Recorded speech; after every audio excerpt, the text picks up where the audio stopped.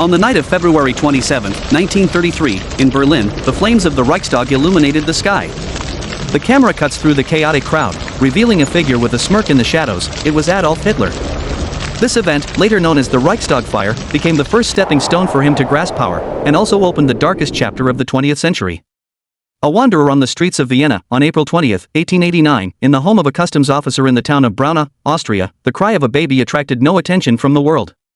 Who could have imagined that this child named Adolf Hitler would one day make all of Europe tremble? The camera pans over the shabby apartments on the streets of Vienna, where the young Hitler barely made a living by selling sketches. The Vienna Opera House in his paintings always had a distorted symmetry, just like the extreme worldview gradually taking shape in his mind. At Munich train station in 1914, Hitler, in a German military uniform, had a fanatical look in his eyes. The smoke of World War I failed to devour him. Instead, it provided him with fuel to incite people's passions in the humiliation of defeat. Germany's shame must be washed away with blood. The roar in the beer hall, mixed with the clinking of glasses, became the first roar of his political career. The gunfire of the beer hall putsch in 1923, though a failure, made this man with a chaplain-like mustache appear on the front page of German newspapers for the first time. The power game in the Reichstag on January 30, 1933, President Hindenburg's hand was trembling. The camera zooms in, showing the wrinkles on his cuffs as he signed the authorization. It was this document that turned Hitler from the leader of the Nazi Party into the Chancellor of Germany. 3 months later, on the day the Reichstag passed the Enabling Act, under the dome of the chamber, the swastika badges of Nazi MPs glowed coldly in the sun. Most of the seats of opposition MPs were empty. They were either imprisoned or chose to remain silent under the surveillance of the stormtroopers. Truth is what is beneficial to the nation. Joseph Goebbels' voice came from the waves of Berlin radio.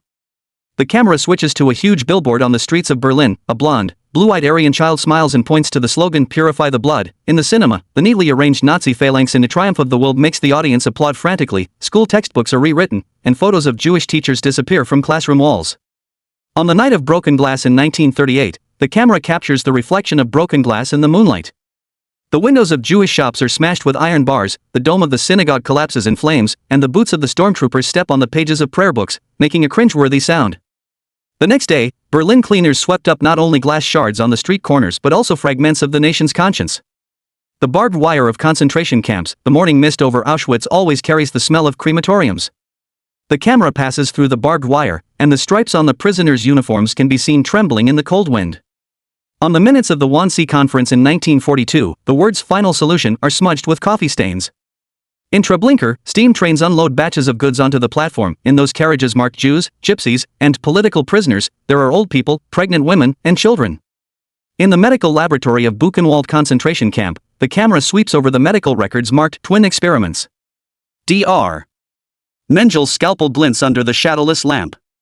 He was looking for evidence of Aryan racial superiority, but only left a wall full of children's bone specimens.